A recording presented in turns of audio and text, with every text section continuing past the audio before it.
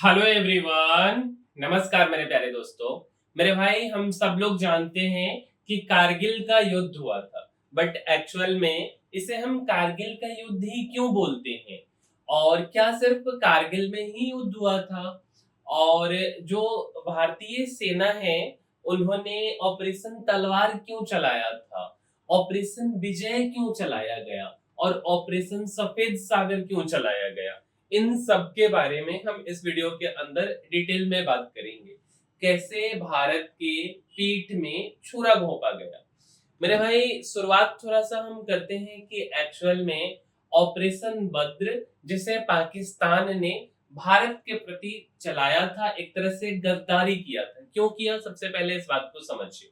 1971 में आपको पता है कि बांग्लादेश अलग हुआ था, जिसे हम पूर्वी पाकिस्तान बोलते हैं। हुआ क्या एक्चुअल में कि बांग्लादेश के अलग होने के बाद में दोनों देशों के बीच में काफी दिक्कत थी, काफी डिस्प्यूट थी। अब इस बातें को के समाधान के लिए 1972 में शिमला समझौता हुआ, हिमाचल प्रदेश के शिमला में, कि हम दोनों देश आपस में जो है मिल करके बात जो है कि सारा कुछ का समाधान करेंगे, जम्मू कश्मीर के मुद्दे पे, इन सब पे। तो इसके बाद क्या हुआ शिमला समझौते के बाद में, कि एक लाहौर समझौता हुआ। बेसिकली हमारे प्रधानमंत्री जी दिल्ली से अटल बिहारी वाजपेयी जी बस से लाहौर गए हुए थे। और जब वो लाहौर गए, वहां पे समझौता हुआ था फरवरी 1999 में, कि भाई हम दोनों देश आपस में मिल करके किसी भी बात को सुलझाएंगे। लेकिन उसी 3 महीने के बाद में किसी को यह पता नहीं था कि शांति समझौता हो रहा है, और हरामी पाकिस्तान आप बोल सकते हो, जिन्होंने भारत के पीठ में छुरा घोंपा। तो सब चीजों को हम डिटेल में समझाएंगे। सबसे पहले आप समझिए कि मेरे भाई, यह जो आप लाइन देख रहे हो ना, ये वाला लाइन, यह है लाइन ऑफ कंट्रोल। एक तरह से हम बोल सकते हैं कि दोनों देशों का बाउंड्री है। ठीक है। और यहीं पे कारगिल जिला पड़ता है, जो उस समय जम्मू एंड कश्मीर रीजन के अंतर्गत आता था। जम्मू कारगिल एक जिला है जम्मू एंड कश्मीर में। आज के डेट में यह यूनियन टेरिटरी लद्दाख के अंदर बेसिकली आता है, और इस पे सेंट्रल गवर्नमेंट का जो है एक तरह से प्रभाव है। आप समझिए कि ये जो बेसिकली कारगिल है, तो कारगिल के काफी सारे जगहों पे युद्ध लड़ा गया, जिसमें से सबसे महत्वपूर्ण जो जगह है मेरे भाई, यह द्रास है। ठीक है। द्रास के बाद मुसोक वैली हो गया, टाइगर हिल का आप नाम सुनते होंगे, टोलो लिंग का नाम सुनते होंगे, है ना। उसके बाद आपका कक्सर हो गया, ये खरबू हो गया। तो इन सब जगहों पे जो है बेसिकली युद्ध हुआ था। एक्चुअल में हुआ क्या ना, कि आप देखो, ये वाला जो रोड है ना, ये रोड है नेशनल हाईवे 1, जिसको हम उस समय नेशनल हाईवे 1D के नाम से उस समय जानते थे। और कारगिल के पास में ना, यह लाइन ऑफ कंट्रोल से काफी सटता है और काफी नजदीक है। अब ये देखिए ना कि कारगिल वाला ये एरिया है, और यहाँ पे ये लाइन LOC है। अब यहाँ पे ये रोड काफी नजदीक है, और यह रोड लद्दाख तक जाती है। अब इसका पाकिस्तान का क्या मानना था कि अगर ना हम भारत के ऊंचे ऊंचे चोटी को कब्जा कर लें और इस रोड को कट कर दे, तो क्या होगा कि हम जो है एक तरह से भारत के लाइन ऑफ कंट्रोल को बदल सकते हैं, ऐसा उसका मानना था।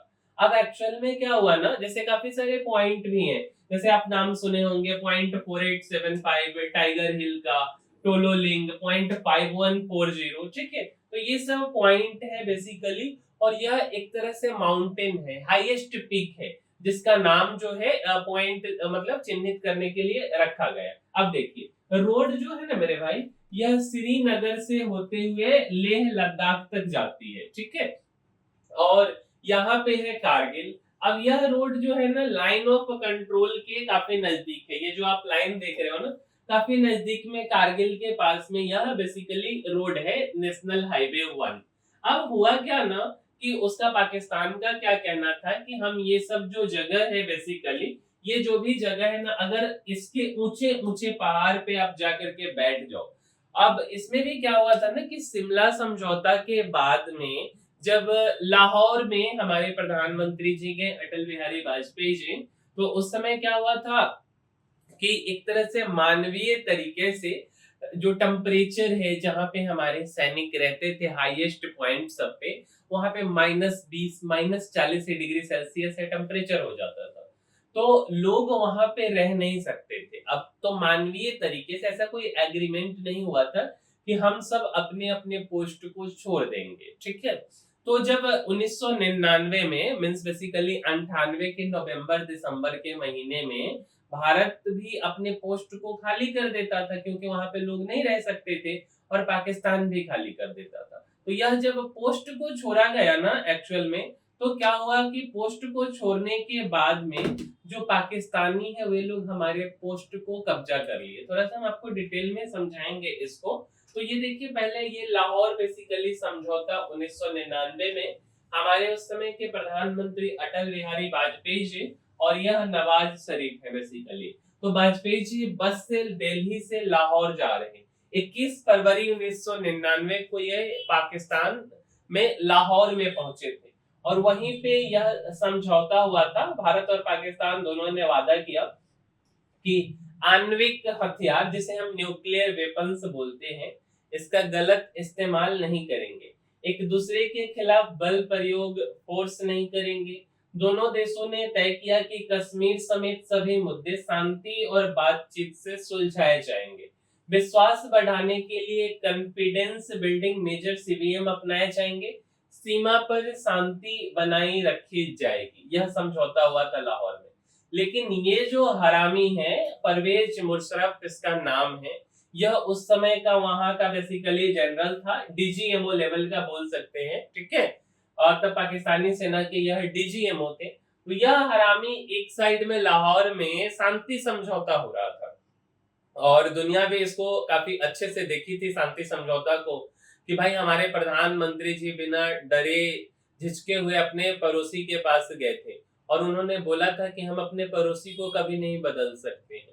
और यह हरामी ना क्या किया कि प्लान बना रहा था भारत पे आक्रमण का। अब बेसिकली क्या हुआ कि इस हरामी का प्लान क्या था कि जितना भी हाईएस्ट पॉइंट है, जब भारतीय सैनिक घोर ठंडी के समय में उतर जाए, तब जो है उसको कब्जा कर लेना है। तो जैसे कारगिल के काफी सारे सेक्टर्स हो गए, द्रास वैली हो गया, इन सब जगहों पे ना ये लोग कब्जा कर लिए। अब क्या हुआ ना कि मई का जब महीना आया 1999 में, तो कुछ चरवाहे जिनके साथ ये भी थे, ठीक है।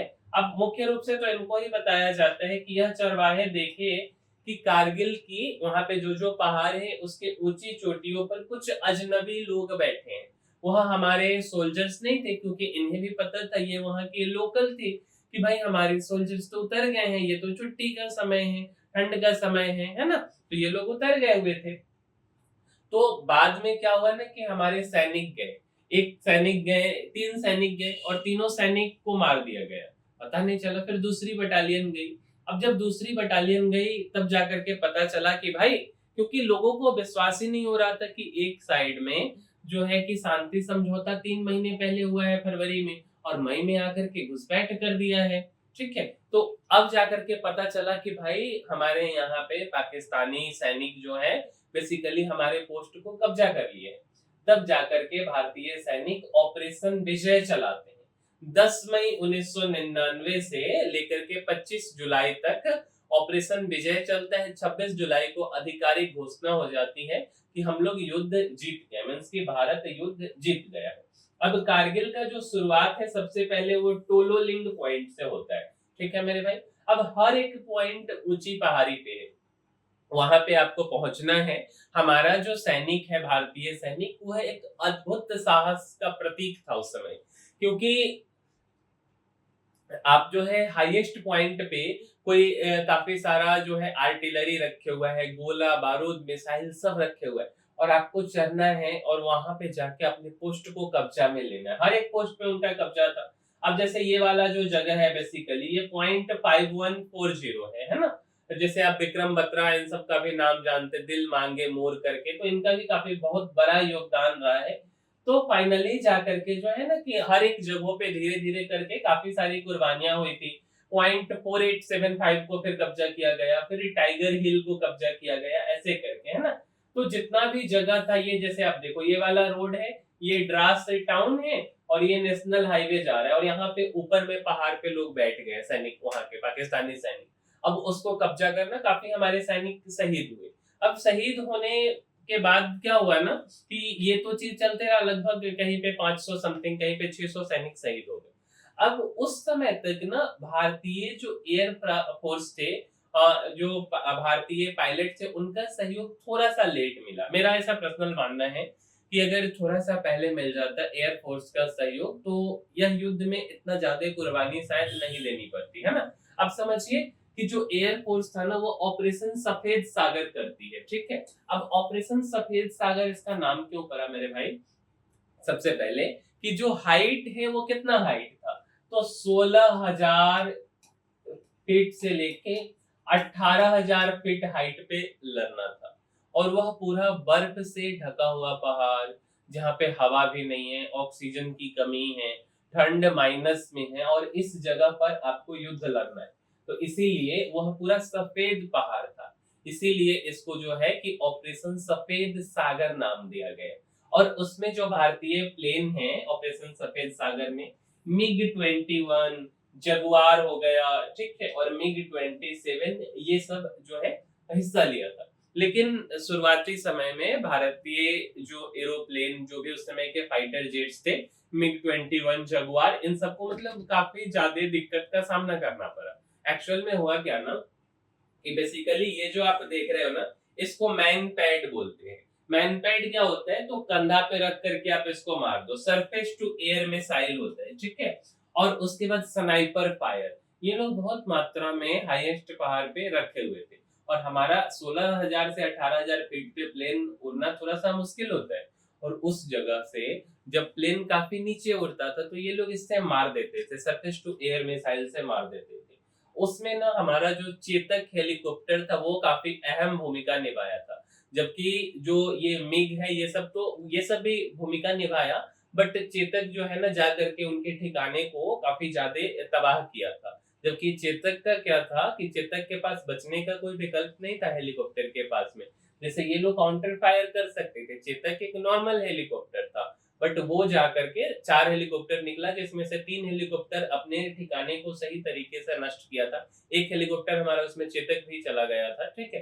काफी ज्यादा कुर्बानियां हुई थी उस समय भी। अब 26 मई 1999 को फिर क्या होता है ना, MiG-21 जो है उड़ा रहे होते हैं, स्क्वाड्रन के लीडर होते हैं अजय आहूजा। अब अजय आहूजा जी जो है इसको MiG-21 को लेकर के जाते हैं, but surface to air missile से इनको क्या किया जाता है, इनके प्लेन को मार दिया जाता है। अब जब इनके MiG-21 को मारा जाता है ना, तो उसमें एक इजेक्युएशन सीट होता है, जिससे कि जब आपका प्लेन दुर्घटना हो जाए तब आप बाहर निकल सकते हो। तो जब ये बाहर निकले ना और पैराशूट से नीचे आ रहे थे 15,000 फीट से नीचे, तो इनको ना पूरे शरीर में गोली मार दिया गया। मतलब इतना अमानवीय तरीके से, युद्ध में ऐसा नीति नहीं है कि जब कोई पैराशूट से उतर रहा है तो इसको गोली मारते हैं ना, तो इनको गोली मार दिया गया था। तो काफी बड़ी एक तरह से कुर्बानी हुई। उसके बाद क्या हुआ ना कि 24 जून को बेसिकली क्या होता है, देखिए ये जो घटना है 26 मई की है। फिर क्या होता है, फिर इसके बाद क्या होता है ना कि 26 मई के बाद में 24 जून, तो धीरे धीरे हम लोग भी अपने ऑपरेशन से काफी कुछ सीखते हैं और आगे बढ़ते हैं। अब 24 जून 1999 को ना आज जो है कि फिर से हमारा फ्लाइट लेकर के बेसिकली जो है जाते रहते हैं। कौन जाते रहते हैं, तो आपका जो लाइन ऑफ कंट्रोल है ना, अब वहां लाइन ऑफ कंट्रोल के पास में ना पैरेलल में फ्लाइट उड़ाया जाता है, और देखा जाता है कि कौन कौन है यहाँ आसपास में, जो भी बंकर है, जो भी सैनिक छुपे हैं उसको ध्वस्त करो। तो उसमें क्या होता है ना कि एक जो सैनिक होता है वो गुलेटरी एक जगह है, वहां पे ये भाई साहब होते परवेज, बेसिकली वहां के प्रधानमंत्री नवाज शरीफ और परवेज मुशर्रफ जो है कि दोनों होते हैं। अब ये जगुआर से जो है कि हमारा फाइटर जो है कि जगुआर लेकर के जा रहे होते हैं, और वो पूरा निशाना को लॉक कर देता है। अब एक बार निशाना लॉक हो गया ना तो फिर तो उड़ा करके ही मानेगा, ठीक है। लेकिन उसी समय में क्या होता है कि हमारे जो प्रधानमंत्री जी है, उस समय के जो रक्षा मंत्री थे, अटल बिहारी वाजपेयी जी प्रधानमंत्री, और उन समय के जो रक्षा मंत्री थे, उन दोनों ने बोला कि भाई देखो दोनों देश से परमाणु संपन्न है, तो परमाणु संपन्न देश से अगर हम लाइन ऑफ कंट्रोल के बाहर जा करके उड़ाएंगे तो फिर दिक्कत हो जाएगा, फिर परमाणु युद्ध का खतरा हो सकता है। तो बोले कि नहीं नहीं मत मारो। पता नहीं था उस समय कि परवेज और यह जो है बेसिकली नवाज शरीफ दोनों उसी में है, वहीं पे है, सेना का हेड ऑफिस है वहां पे, पाकिस्तानी सेना का। तो पता नहीं था, लेकिन तो जाकर के दूसरी जगह पर उसको गिरा दिया गया। नहीं तो अगर गिरा देता तो इस बेहुदा का काम ही खत्म हो जाता युद्ध का। ठीक है, फिर क्या हुआ ना कि ऑपरेशन सफेद सागर तो चल ही रहा था, भारत काफी स्ट्रेटेजिकली लड़ा। अब जो है अरब सागर में, बेसिकली अरेबियन सी में जो पाकिस्तान है, अब यहाँ पे कराची ग्वादर जो भी पोर्ट है, इस पोर्ट का ना पूरा नवल ब्लॉकेज कर दिया। 33 से 33-34 जो है वो समुद्री जहाज को, जिसमें आईएनएस विक्रांत, चेन्नई, विशाखापट्टनम, जो जो जितना भी अपने पास जहाज था, सारे जहाज पनडुब्बी सबको लगा दिया गया और पूरा पाकिस्तान का जो है ना बेसिकली नेवल ब्लॉकेज कर दिया पूरा के पूरा। ठीक है, उसमें परमाणु भी लगाया गया। क्या क्या लगाया गया? तो सप्तगति युद्धपोत, जिसको हम डिस्ट्रॉयर बोलते हैं, वह लगाया गया, फ्रिगेट्स लगाया गया, पेट्रोल पनडुब्बी और जहाज लगा के इस पूरे एरिया को ब्लॉक कर दिया। अब जब पूरा एरिया ब्लॉक हो गया ना, तो पाकिस्तान के पास में ना अपने सेना को सप्लाई करने के लिए, पाकिस्तान इस रास्ते से यहाँ तक पहुंचाएगा सेना को, जो है हथियार हो गया, खाने पीने का सामान, गोला बारूद। अब पाकिस्तान के पास केवल 6 दिन का पेट्रोल बचा था। पाकिस्तान के पास अब चलने के लिए कुछ नहीं था, क्योंकि ये पूरा ब्लॉक हो गया, मारता नहीं था। यहाँ पे पाकिस्तान का जहाज इसके बगल से मार देता था, इधर इधर से मार देता था। अब उसको पता ही नहीं चल रहा था कि भाई ये हो क्या रहा है मेरे साथ में। ठीक है, तो क्या हुआ ना कि उसका अगर आप देखेंगे तो कराची पोर्ट मान लो यहाँ है, उसका सेना कारगिल में है। ठीक है, तो कराची से लाहौर भेजेगा, लाहौर से रावलपिंडी, फिर अस्करदू, फिर वहां से कारगिल। बट पूरे तरीके से ना इसको ब्लॉकेड कर दिया गया, घेर लिया गया चारों बगल से। ठीक है, जब ब्लॉकेड हो गया हुआ ना, तो क्या हुआ कि कराची से अब जा ही नहीं रहता, 5-6 दिन का ही माल है। तो 5-6 दिन का माल है, तब उसको लगा कि भाई यहाँ जो है ऑपरेशन तलवार, भारतीय सेना जो है इंडियन नेवी चला रही थी, अब ऑपरेशन तलवार से पूरा घेर लिया गया। तब जाकर के वो पहुंच गया अमेरिका। अमेरिका भाई बोला कि देखो हमको बचा लीजिए। तो अमेरिका बोला नवाज शरीफ को कि भाई तुम जो है अपने सैनिक को वापस कर लो। उस समय कोई भी देश, इवन चाइना, उसके बाद अमेरिका, ब्रिटेन, कोई उसका साथ नहीं दिया पाकिस्तान का, क्योंकि भारत यहाँ पे बिल्कुल भी गलत नहीं था। तब जाकर के पाकिस्तान जो है बैक फ्रंट पर गया हुआ था और कारगिल में 26 जुलाई 1999 को हम लोग युद्ध जीते थे।